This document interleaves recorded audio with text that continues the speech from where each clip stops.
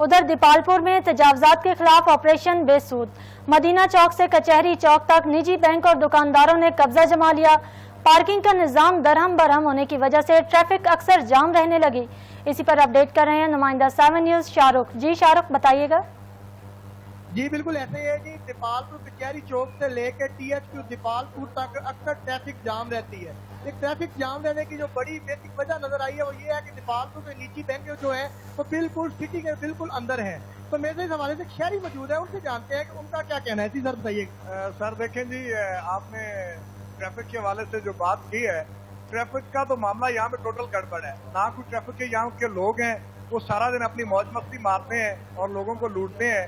लेकिन मसला ये है कि ट्रैफिक के हवाले से मुकम्मल जो मुनज़्ज़म इक़दाम होने चाहिए। यहाँ पे कचहरी चौक में इनका एक ऑफिसर होना चाहिए और ये सारा मामला है कि यहाँ पे कोई किसी को छेड़ता नहीं, क्योंकि सारे बड़े घर हैं, बैंक हैं, कचहरी है और बाकी जो शॉपकीपर्स हैं, तो सारी की इंतजामिया के साथ बड़ी फिट है।